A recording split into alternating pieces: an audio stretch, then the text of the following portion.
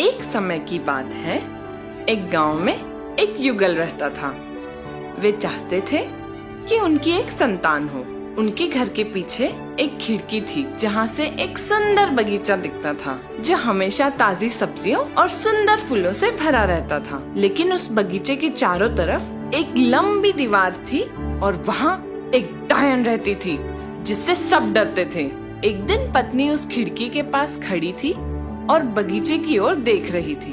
उसने देखा कि वहाँ फूलों की एक सुंदर चादर है। वे इतने ताजे थे कि पत्नी कुछ फूल अपने पास रखना चाहती थी। ऐसा काफी दिनों तक चलता रहा और धीरे धीरे पत्नी और उदास होने लगी। तब उसके पति से यह देखा न गया। उसने पूछा, क्या बात है प्रिय? पत्नी ने कहा, जब तक मैं उस फूल को चख न लूं, तब तक मुझे चैन नहीं आएगा। पति अपनी पत्नी से बहुत प्यार करता था। वो सोचने लगा, मैं अपनी पत्नी को खो नहीं सकता। चाहे जो हो जाए, मैं उसके लिए वो फूल जरूर लाऊंगा। तो एक शाम पति ने उस दीवार को पार कर लिया और बगीचे से कुछ फूल तोड़ लाया। पत्नी ने फूल का स्वादिष्ट सलाद बनाया और मन भर के खाया। पर उसे वो इतना पसंद आया कि अगले दिन उसकी फूल खाने की इच्छा 3 गुना बढ़ गई। और उसकी इच्छा पूरी करने के लिए फिर उस शाम पति उस डायन के बगीचे में गया। जब वह लौट रहा था तो उसने देखा डायन ठीक उसके सामने खड़ी है और वो घबरा गया। डायन ने गुस्से में आके कहा, तुम्हारी हिम्मत कैसे हुई मेरे बगीचे से फूल चुराने की? तुम्हें सजा भुगतनी होगी। पति ने कहा, मुझ पर दया कीजिए, मैंने ये सिर्फ अपनी पत्नी के लिए किया है। अगर वो इस फूल को नहीं खाती तो वह उदास रहती, जो मुझसे देखा न गया। तो डायन बोली, ठीक है, तुम जितने चाहो उतने फूल ले जाओ, लेकिन एक शर्त पर, तुम्हारी जो भी संतान होगी वह तुम मुझे दोगे। मैं उसे एक माँ की तरह पालूंगी। पति ने घबराकर डायन की शर्त मान ली और जब उनकी संतान हुई तो डायन ने फूल की तरह उस बच्ची का नाम रैपुंज़ेल रखा और उस बच्ची को अपने साथ लेकर चली गई। रैपुंज़ेल बहुत ही सुंदर थी।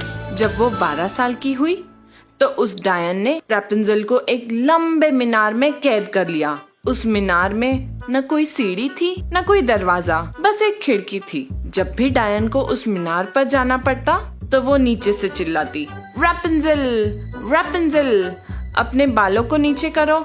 जब रैपुंज़ेल ये सुनती तो वो उसके लंबे सुनहरे बाल मीनार की खिड़की से नीचे फेंकती और डायन उसके बालों से ऊपर आ जाती।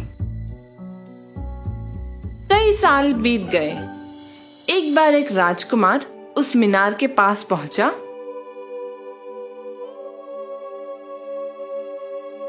और उसने एक मधुर आवाज सुनी।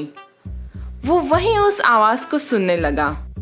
रैपुंज़ेल अपने अकेलेपन को मिटाने के लिए गीत गा रही थी। राजकुमार को उससे मिलने की इच्छा जागृत हुई और वो उस आवाज तक पहुंचने के लिए दरवाजा खोजने लगा, लेकिन उसे कुछ नहीं मिला। वो मायूस होकर वापस लौट गया, लेकिन रैपुंज़ेल की आवाज उसके दिल को छू गई थी। तो वो राजकुमार रोज उस मीनार के पास जाकर रैपुंज़ेल की मधुर आवाज सुनने लगा। एक दिन वो चुपके से रैपुंज़ेल की आवाज सुन रहा था तो उसने डायन को मीनार में जाते हुए देखा।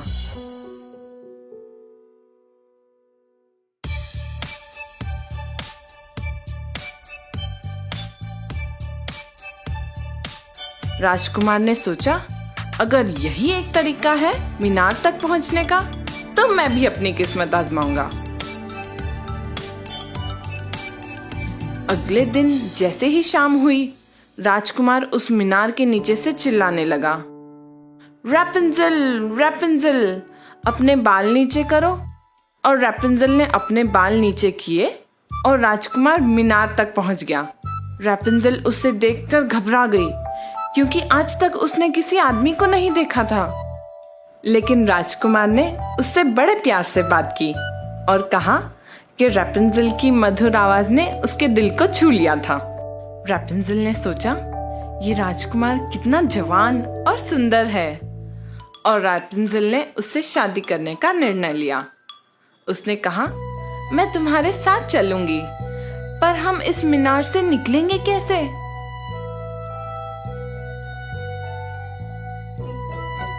जब भी तुम मुझसे मिलने आओ तो तुम एक रस्सी ले आना, जिससे मैं एक सीढ़ी बनाऊंगी। जैसे ही वो सीढ़ी तैयार हो जाएगी, मैं इस मीनार से उतरकर तुम्हारे साथ चलूंगी।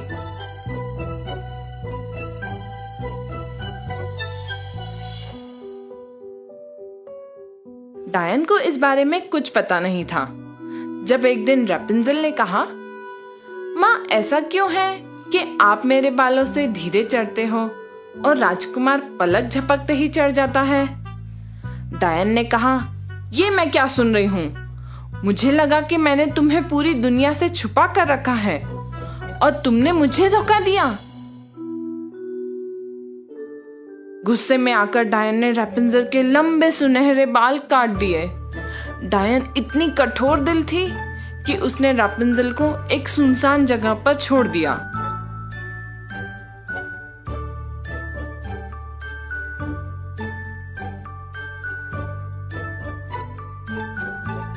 उसी शाम जब राजकुमार ने मीनार के नीचे से आवाज लगाई, रैपुंज़ेल, रैपुंज़ेल, अपने बाल नीचे करो, तो उस डायन ने रैपुंज़ेल के कटे हुए बाल नीचे किए और राजकुमार मीनार पर चढ़ गया।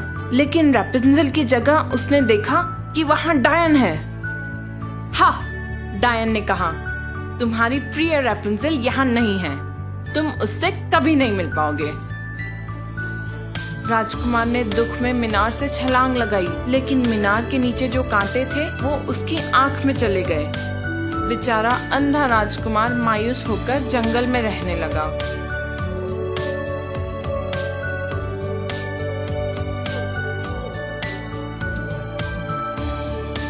कुछ सालों बाद राजकुमार एक सुनसान जगह पर पहुंचा जहां रैपुंज़ेल रहती थी। उसने एक आवाज सुनी और वो उस आवाज की तरफ जाने लगा। रैपुंज़ेल ने उसे देखकर गले लगा लिया और रोने लगी। जब उसके आंसू राजकुमार की आंख पर गिरे तो राजकुमार फिर से देखने लगा। राजकुमार रैपुंज़ेल को अपने राज्य में ले गया, जहाँ वे खुशी खुशी रहने लगे।